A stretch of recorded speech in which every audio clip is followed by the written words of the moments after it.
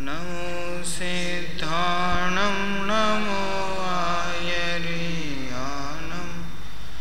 नमो वज्रायानं नमो लोये सवसाहुनम् ओंकारं बिन्दुसंयुक्तं नित्यं ध्यावन्ति योगिनः कामदं मोक्षदं चैव ओंकाराय नमो नमः। मंगलं भगवान् वीरो मंगलं गौतमो गणी मंगलं कुन्दकुन्दार्यो जैन धर्मोऽस्तु मंगलम् सर्वमंगलमांगल्यं सर्वकल्याणकारकं प्रधानं सर्वधर्माणां जैनं जयतु शासनम् जैनं जयतु शासनम् यस्य स्वयं स्वभावाप्तिरभावे कृत्स्नकर्मणः तस्मै संज्ञानरूपाय नमोस्तु परमात्मने।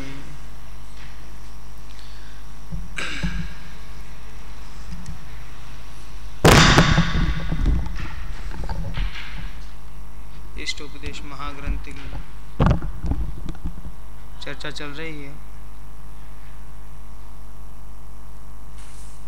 पूर्व क्रम में 30 नंबर श्लोक का स्वाध्याय हमने किया था। एक बार फिर पढ़ते हैं 30 नंबर श्लोक और उसका पद्यानुवाद।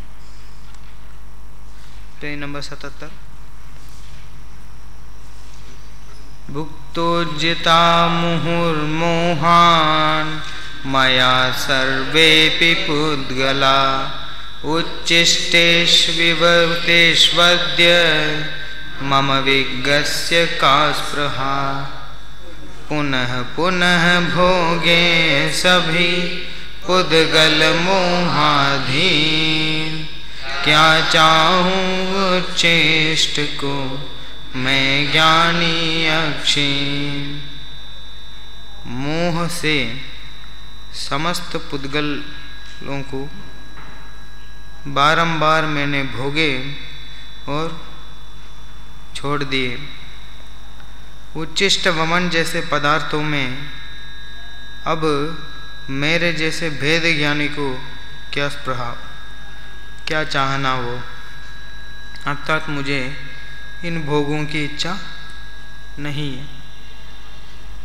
अनंत बार भोगे हुए हैं, अनंत बार छोड़े हुए हैं, इसलिए इन्हें फिर से भोगने की, फिर से ग्रहण करने की मुझे कोई इच्छा नहीं है। यदि आत्म मार्ग में लगने के लिए इन सबको मैं त्याग कर दूं, इन सब का त्याग कर दूं, तो मुझे बाद में पश्चाताप नहीं होगी। क्यों? क्योंकि इन्हें तो मैं अनंत बार भोग चुका। ये केवल खाने पीने के सामान ही नहीं है ना। सभी जो सम्यक दृष्टि आदि जो पद ग्रहण करते हैं, उन पदों को छोड़ करके बाकी जो भी पद है वो भी हम ग्रहण कर चुके हैं, उन्हें भी पा चुके हैं। खाने पीने की चीज़ों को ही नहीं लेना है, बाकी सबको लेना है। मिथ्या दृष्टि होकर के भव वन में जी भर घूम चुका, कन कन को जी भर भर देखा।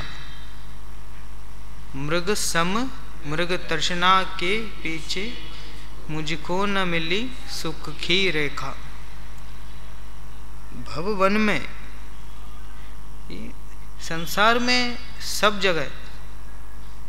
जगह घूम चुका हूँ। जो कोई सम्यक दृष्टि आदि जिन पदों को ग्रहण करते उन्हें छोड़ देना।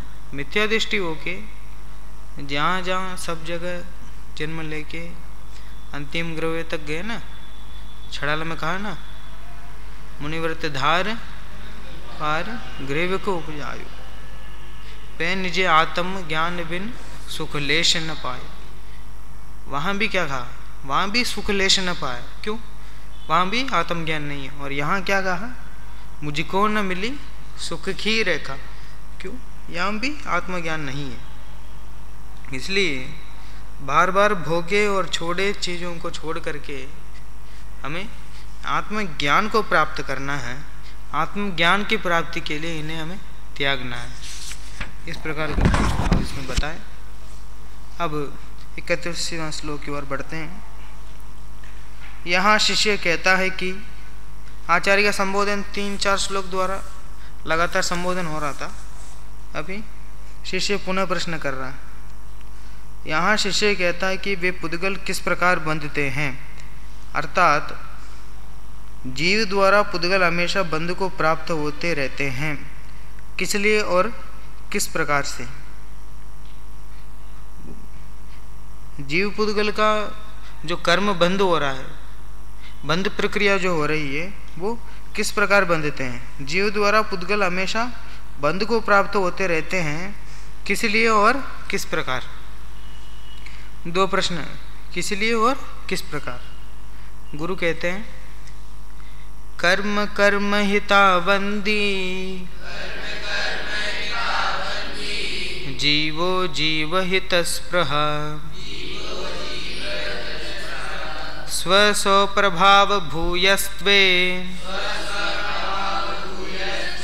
स्वार्थं को वा न वांछति। बोलिए।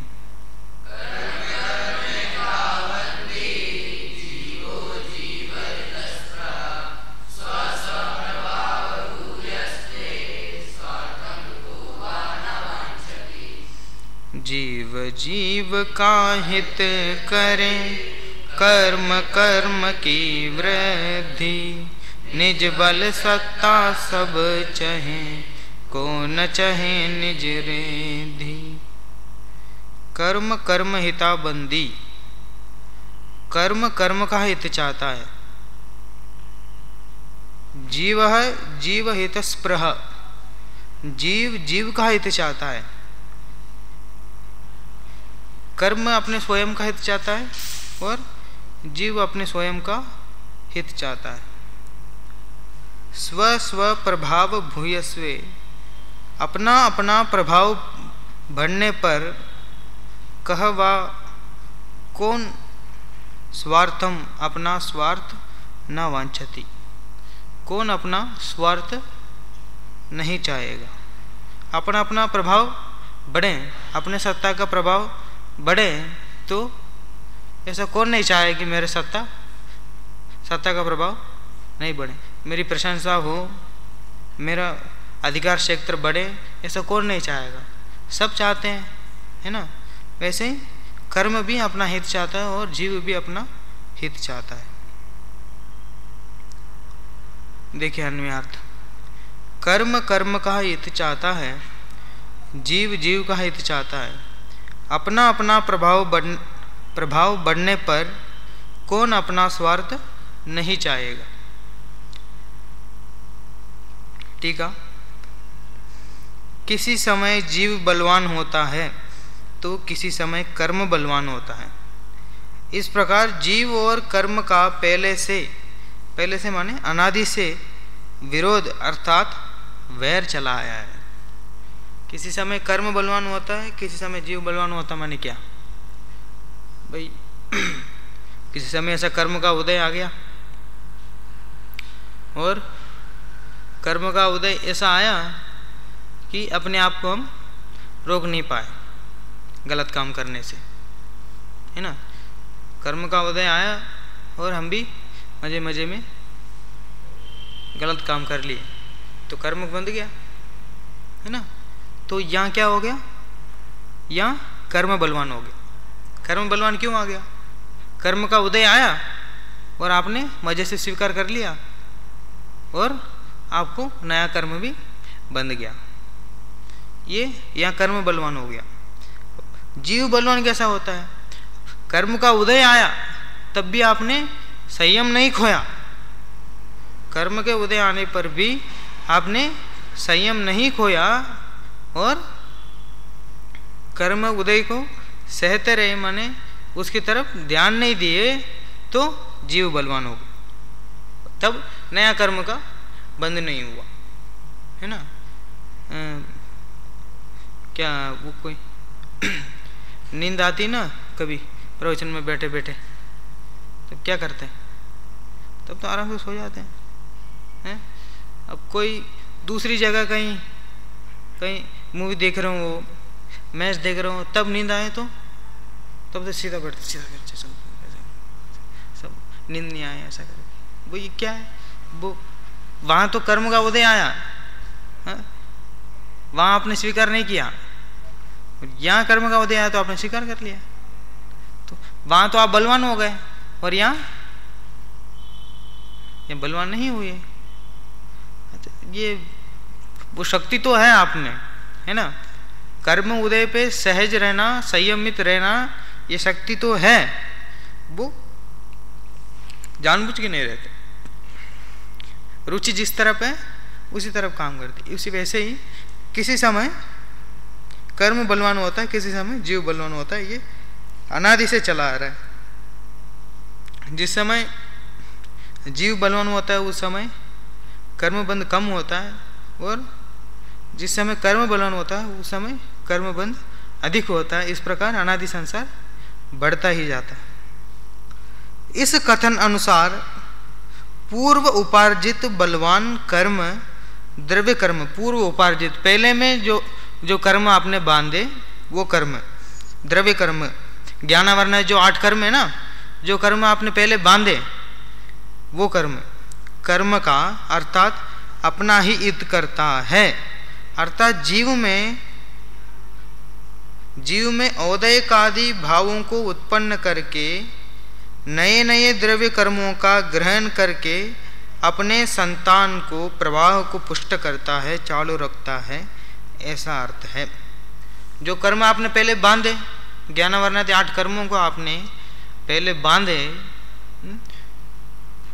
उन कर्मों का उदय आता है ना। उन कर्मों का उदय आता है तो 5 प्रकार के भाव आपने पढ़े होंगे ना। उसमें सबसे पहले कौन सा भाव है? औपशमिक और सायपशमिक और औदयिक भाव। वो क्या है? कर्म के उदय के कारण जो भाव होते हैं वो कौन से भाव कहलाते हैं? वो इसलिए उस समय कर्म का उदय आया और आपने वैसे ही विकार कर दिया।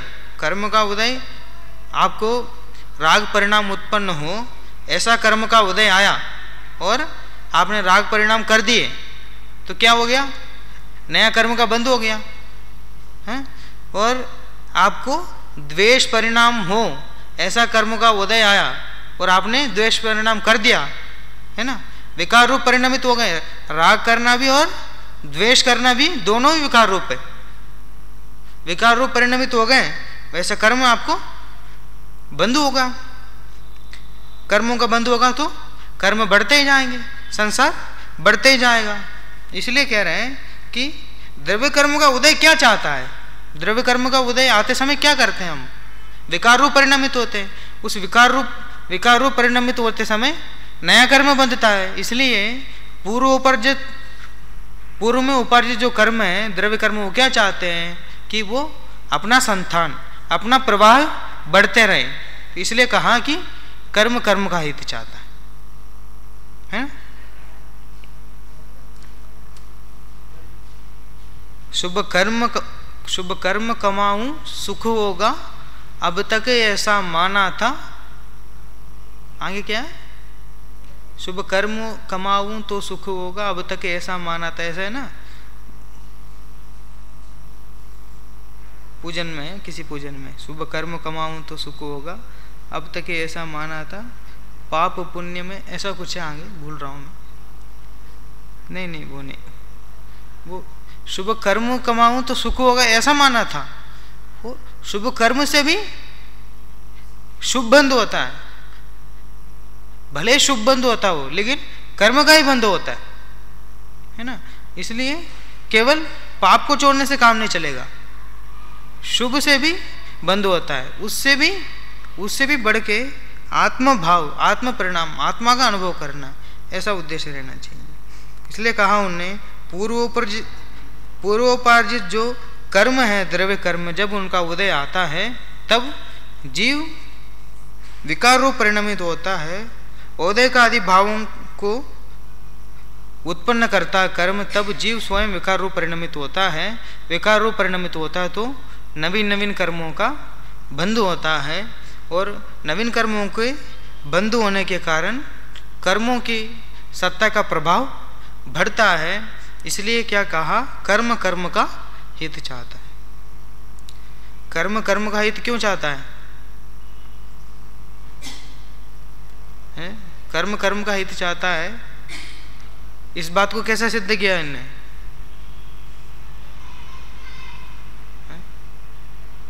कर्म कर्म का हित चाहता है, इस बात को कैसा सिद्ध किया इनने? कौन बताएगा? अरे अभी इतने समय तो ये तो समझा रहा था, कर्म कर्म का हित चाहता है, ये बात कैसे सिद्ध किया इनने?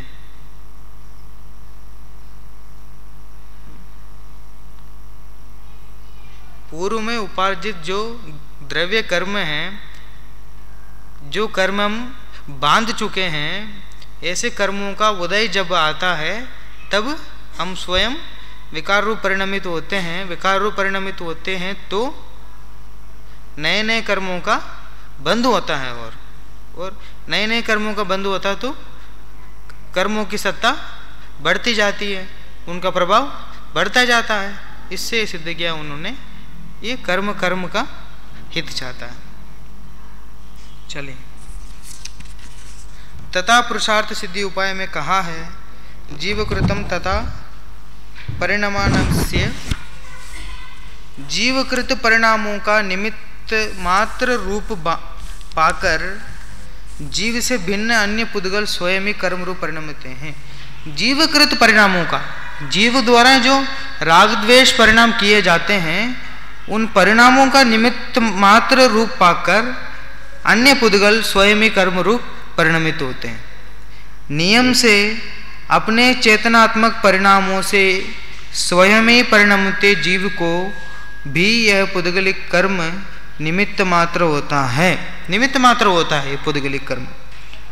तथा कालादि लब्धि से बलवान होता हुआ आत्मा जीव को अपने ही हितरूप अनंत सुख के कारण पने के कारण उपकारक ऐसे मोक्ष की आकांक्षा करता है। यहाँ दृष्टांत कहते हैं, अपना अपना महात्म्य अधिकतर बढ़ने पर अपने स्वार्थ को, अर्थात अपने को, उपकारक वस्तु को कौन नहीं चाहता, अर्थात सभी चाहते हैं, ऐसा अर्थ है। इसलिए जान कि कर्माविष्ट, कर्म से बंधा हुआ जीव कर्मों का संचय करता है, नहीं कर्म ग्रहण करता है। कर्म, द्रव्य कर्मों के उदय के माध्यम से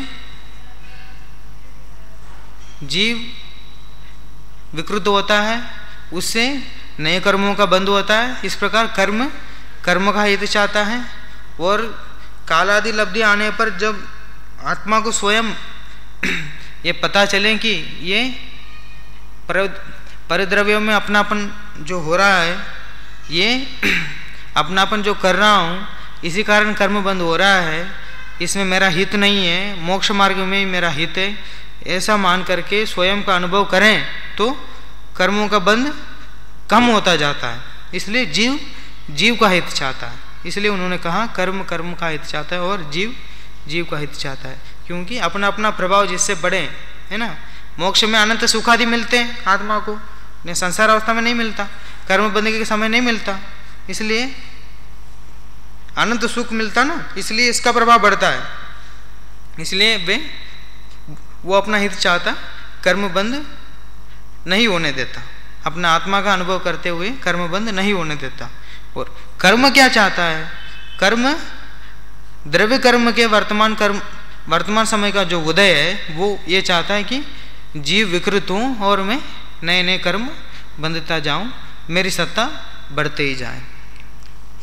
भावार्थ देखिए, अनादिकाल से इस जीव को कर्म के साथ संबंध है। अनादिकाल से कर्म के साथ संबंध है ना। ऐसा नहीं कि पहले अलग अलग थे हो जीव और कर्म, अलग अलग थे हो और बाद में मिले हों, ऐसा नहीं है। अनादि है। आदि मतलब आदि से रहित है, अनादि है? आदि कहीं शुरू नहीं हुआ, पहले से जुड़े हुए हैं। कर्म और आत्मा पहले से, इनका संयोग पहले से है, अनादिकाल से ही है। तिल में तेल जैसे, तिल में तेल किसने रखा? किसने तो ले जाके रखा नहीं तेल में, ऐसा कोई पहले से जब जैसे आते जाते हैं वैसे है। उसी प्रकार आत्मा और कर्मों का संयोग भी अनादिकाल से है। अनादिकाल से इस जीव को कर्म के साथ संबंध है। यदि जीव पूर्व संचित कर्म के उदय काल में अपने आत्म स्वरूप को भूलकर कर्म के उदय में जुड़ें, अर्थात उसमें आत्मबुद्धि करें, तो पुराने कर्म नए कर्म के आश्रय में निमित्त होते हैं। क्या कहा? पूर्व संचित कर्म, पूर्व में जो कर्म कमाए, जो कर्म बंध हमने किए हैं पूर्व में पहले, उन कर्मों का उदय जब आता है तब अपने आत्मस्वरूप को भूलकर कर्म के उदय में जुड़ें। कर्म का उदय जैसा चाहता है, जैसा कर्म का उदय आता है, राग होने रूप, द्वेष होने रूप, क्रोध होने रूप, जैसा भी आता है उसमें वैसे जुड़ जाते हैं, अर्थात उसमें आत्मबुद्धि करने लगते हैं। तब पुराने कर्म जिसका उदय आया वो नए कर्म के आश्रय में निमित्त होता है। जब जीव कर्मोदय से जुड़ता है तब कर्म की बलजोरी है, ऐसा कहा जाता है। परंतु जब जीव कर्म विपाक को एकता बुद्धि से नहीं भोगता, तब पुराने कर्म का उदय नए कर्म बंध में निमित्त नहीं होता। उस समय यह कहा जाता है कि जीव के बलवान पुरुषार्थ के समक्ष कर्म का कुछ वश नहीं चलता। जब कर्म का उदय आया, द्रव्य कर्म का उदय आया, उस समय जीव ने उसमें एकता बुद्धि नहीं किया, आत्मस्वरूप का भान करके कर्म के उदय रूप नहीं हुआ, तब नया कर्म नहीं बंधेगा। पुराने कर्मों का उदय बस आ जाएगा, उसका उदय आया बस हो गया, वो कर्म खिर गए और नया कर्म का बंध नहीं होता। उस समय ऐसा कहा जाता है कि जीव बलवान है और अपने पुरुषार्थ के कारण कर्म को बंधने नहीं दिया। कर्म तो जड़ है, उसको तो सुख दुख नहीं होने से हित अहित नहीं होता। कर्म तो जड़ है, उसको तो सुख दुख नहीं होगा। भाई कोई पत्थर है ना, पत्थर को लेके कोई मारे, देखो पत्थर से आपको किसी ने मारा और आपने सोचा देखो इस पत्थर ने मुझे मारा, अब इसको पत्थर को मैं मारूंगा कह के पत्थर लेके अपने सिर पे मारोगे तो किसका सिर फूटेगा? आपका सिर फूटेगा, क्योंकि पत्थर तो पुद्गल है, उसको सुख दुख कहाँ? सुख दुख तो आपकी जीव की परिणति है। तो जैसे पत्थर पुद्गल है, कर्म भी वैसे ही पुद्गल है। कारमान वर्ग भले आपको दिखते नहीं हो, वो भी पुद्गल ही हैं, उन्हें सुख दुख का नहीं है, सुख दुख उनको नहीं है, इसलिए उनको कोई हित अहित नहीं है। ये कहने मात्र के लिए उन्होंने कहा है। परंतु जीव के हीन अधिक पुरुषार्थ की अपेक्षा से वह बलवान या बलहीन कहलाता है। जिस समय जीव बलहीन होता है उस समय कर्म का बंध अधिक होता है, उस समय जीव को बलहीन कहा जाता है। और जिस समय जीव बलवान होता है, अपने पुरुषार्थ के बल पे अपने आप का अनुभव करते हुए नया कर्मबंध नहीं होने देता है, उस समय जीव बलवान कहलाता है। जीव के वर्तमान पुरुषार्थ के आधार पर ही कर्म के बल का माप व्यवहार से आंका जाता है। वर्तमान पुरुषार्थ के आधार पर वर्तमान में क्या कर रहा है जीव? कर्म बंध से जुड़ रहा है, कर्म का उदय जैसा आया वैसे राग द्वेष करने लगा, मतलब कर्म के उदय से जुड़ गया और कर्म का उदय आया और ये राग द्वेष नहीं किया, अपने स्वरूप में लीन रहा, तो वो पुरुषार्थ कर रहा है। उस समय कर्म के बल का माप व्यवहार से आंका जाता है। जीव को देख के, जीव के पुरुषार्थ के आधार पर कर्म के बल का माप व्यवहार से आंका जाता है। कौन बलवान है? यदि जीव उसमें कर्म उदय में लग गया तो कर्म बलवान ऐसा कहा जाता है, और जीव कर्म उदय में नहीं लगा, पुरुषार्थ किया, तो जीव बलवान ऐसा कहा जाता है। जब कर्म का संचय होता है तब कर्म अपना हित चाहता है, ऐसा कहा जाता है। वह जड़ होने से उसको चाहना या इच्छा नहीं होती, वह जड़ है, वो तो कुछ चाहता नहीं है ना, वो तो जड़ है। जड़ क्या चाहेगा? कर्म थोड़ी चाहेगा मैं ज़्यादा बन जाऊं, है ना, जीव को बांध लूं, जीव को कभी छोड़ूं नहीं, ऐसा तो वो चाहेगा नहीं। जीव राग द्वेष करेगा तो उसका बंद होगा, जीव राग द्वेष नहीं करेगा तो उसका बंद नहीं होगा। कर्म का हित चाहता है, अर्थात कर्माविष्ट जीव, जिसको कर्म बंद हो रहा है उस जीव को कहते हैं कर्माविष्ट जीव। अर्थात कर्माविष्ट जीव कर्म का संचय करता है, ऐसा टीकाकार के कथन का भाव आशय अभिप्राय है। कर्माविष्ट जीव कर्म का संचय करता है, नए कर्मों को बांधता है। जब जीव स्वस्वरूप का भान करके, स्वस्वरूप में जीव हूँ, जानन देखने रूप मेरा स्वभाव है, ऐसा स्वस्वरूप का भान करके पर से हटकर, पर से अपने ध्यान को हटा करके, पर से अपने उपयोग को हटा करके जैसे जैसे स्वरूप सन्मुखता का पुरुषार्थ बढ़ाता है, सो को जानने का पुरुषार्थ को बढ़ाता जाता है, वैसे वैसे उसका जीव का बल बढ़ता ही जाता है और कर्म का निमित्त बना टूटता ही जाता है। उस समय जीव की सबलता हुई और कर्म की निर्बलता हुई, ऐसा कहा जाता है। जैसे जैसे जीव आत्मा को जानता है, आत्मा अनुभव करता है, आत्मा अनुभव करते करते गुणस्थान में आगे बढ़ता जाता है, चौथे गुणस्थान, पांचवें गुणस्थान, छठे गुणस्थान, सातवें गुणस्थान, ऐसे ऐसे जाते जाते और अंत में 12 गुणस्थान में सब कर्मों का अभाव हो जाता है ना। इसलिए वो फिर कहा जाता है जीव की बलता और कर्म की निर्बलता। कर्म तो चाहता है और बंध लूं उनको, लेकिन वो जीव अपने पुरुषार्थ के कारण वो नहीं बंधने देता, इस प्रकार का कथन करते हैं। उस समय जीव की निर्बलता और कर्म की उस समय, जब जीव स्वस्वरूप से च्युत होकर पर की ओर का कर्म निमित्त आदि की ओर का झुकाव करके पर के साथ एकता बुद्धि रूप विपरीत पुरुषार्थ करता है, जैसे कर्म का उदय आया उसी में राग द्वेष करने लगा, वो हो गया विपरीत पुरुषार्थ। पर की ओर ध्यान, पर की ओर उपयोग लगाना, ये हो गया इसका विपरीत पुरुषार्थ। तब वह स्वयं कर्म के वश हो जाता है। ये तो फिर तब ऐसे कहा जाएगा ना, जैसे कर्म का उदय आया वैसे ये लीन हो गया, तो ऐसे कहा जाएगा वो कर्म के वश हो गया। उस समय जीव की निर्बलता और कर्म की उस काल में सबलता, ऐसा कहा जाता है। नीचे उन्होंने दिया है, देखो श्रीमद् राजचंद्र जी का, चेतन जो निज भाव में करता आप स्वभाव, बरते नहीं निज भान में करता कर्म प्रभाव। वर्ते नहीं निज बाण में,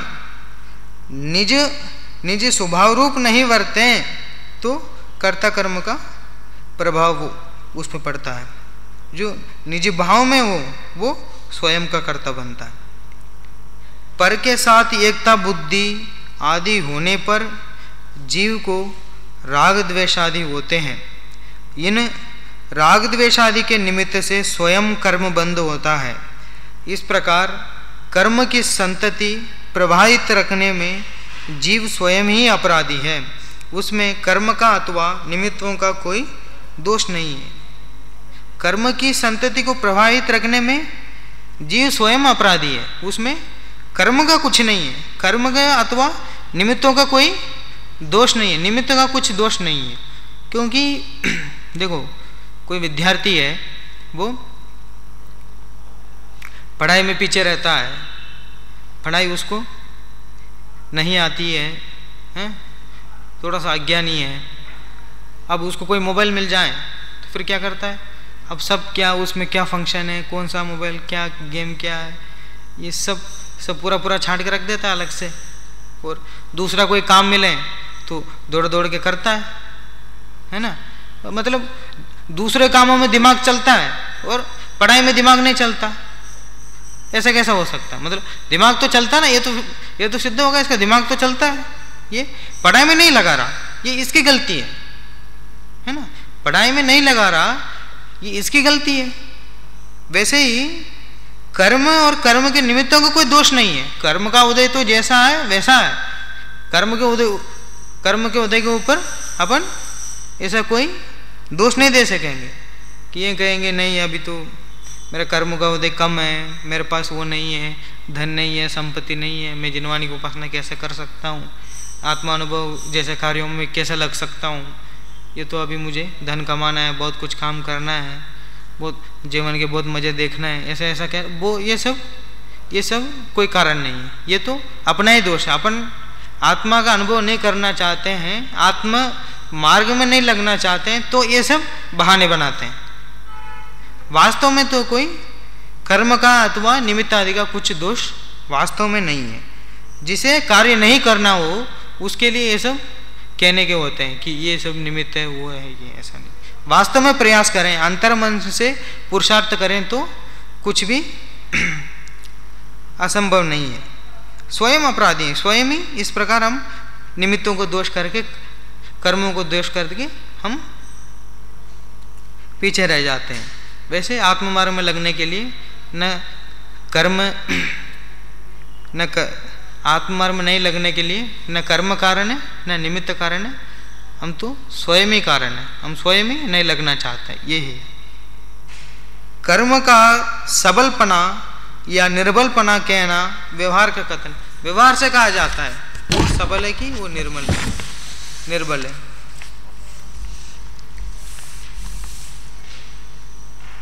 अज्ञानी जीव के परिणाम को निमित्त करके पुद्गल कर्म रूप परिणमित हैं और पुद्गल कर्म को निमित्त करके अज्ञानी जीव भी परिणमता है। इस प्रकार जीव के परिणाम को और पुद्गल के परिणाम को परस्पर निमित्तिक भाव है, परंतु परस्पर कर्ता कर्म भाव नहीं है।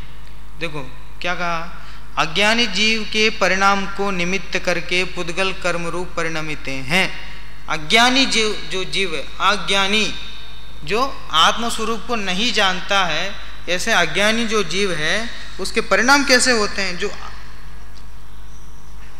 आत्मा को नहीं जानता, परिद्रव्य आदि में अपनापन किया हुआ है, वह जीव जब उसके परिणाम कैसे होते हैं? राग द्वेष रूप होते हैं। मिथ्या मान्यता का कारण, मिथ्या अभिप्राय के साथ जो राग द्वेष होते हैं, उन परिणामों को निमित्त करके पुद्गल कर्म रूप परिणमित हैं। राग द्वेष को निमित्त पाके पुद्गल स्वयं कर्म रूप परिणमते हैं और पुद्गल कर्म को निमित्त करके अज्ञानी जीव भी परिणमता है। पुद्गल कर्म का जब उदय आता है उस समय अज्ञानी जीव भी उसी रूप परिणमिता है। जैसे उदय आता है, द्वेष करने रूप उदय आता है तो द्वेष करने लगता है, और क्रोध करने रूप उदय आता है तो क्रोध करने लगता है ना। वो लेकिन ज्ञानी वो गलती नहीं करता। ज्ञानी जीव क्या करता है, वो जैसे उपसर्ग आदि में देखो आप, जैसे उपसर्ग हो रहा है उनको, तो उस समय वहाँ अज्ञानी जीव क्या करेगा कि ये मेरे शरीर को खा रहा है ये जानवर, है ना, ऐसा उसको अंदर से लेगा और वैसा परिणाम करेगा। लेकिन ज्ञानी का अपनापन ही नहीं है उसमें, वो तो जानते हैं बराबर, आत्मबुद्धि है उनमें, इसलिए वो विकार रूप परिणमित नहीं होंगे। इस प्रकार जीव के परिणाम को और पुद्गल के परिणाम को परस्पर मात्र निमित्त नैमित्तिक संबंध है। निमित्त नैमित्तिक संबंध है। यदि जीव विकार रूप परिणमित होगा तो कर्म अपने आप बंधेंगे, और कर्मों का उदय आएगा तो जीव भी विकार रूप परिणमित होगा। ऐसा निमित्त नैमित्तिक संबंध है, कर्ता कर्म संबंध नहीं है। कर्ता कर्म संबंध क्यों नहीं है? कर्ता कर्म संबंध एक ही द्रव्य में होता है। व्यापी व्यापक भाव जिसमें हो वही कर्ता कर्म संबंध होता है। ये पुद्गल द्रव्य और जीव द्रव्य दो द्रव्य हो गए ना, दो द्रव्य में कोई कर्ता कर्म संबंध नहीं हो सकता। जहाँ तादात्म्य सिद्ध संबंध हो वहीं कर्ता कर्म संबंध हो सकता है, लेकिन एक द्रव्य और दूसरे द्रव्यों में ऐसा तादात्म्य सिद्ध संबंध नहीं है। कौन सा संबंध है? एक क्षेत्रावास संबंध है, इसलिए यहाँ कर्ता कर्म से संबंध भी सिद्ध नहीं हो सकता। इसलिए कहा परंतु परस्पर कर्ता कर्म भाव भी नहीं है। चलिए एक बार श्लोक पढ़िए, श्लोक और पद्यानुवाद। कर्म कर्म हिता बंदी जीवो जीव हित स्पृहा स्व स्व प्रभाव भूयस्वे स्वार्थम को न वांछति। जीव जीव का हित करें कर्म कर्म की वृद्धि निज बल सत्ता सब चाहे को न चाहे निज रिद्धि। निज बल सत्ता सब चाहे, इसलिए कर्म भी द्रव्य कर्म के उदय के साथ आप विकार रूप परिणमित हों और वो नए नए कर्मों का बंद होते जाएं और निज बल सत्ता बढ़े, इस प्रकार कर्म भी चाहता है। इसलिए हम द्रव्य कर्म के उदय में विकृत न हो करके स्वस्वरूप का भान करते हुए मोक्ष मार्ग में अग्रसर हो। इसे मंगल भाव।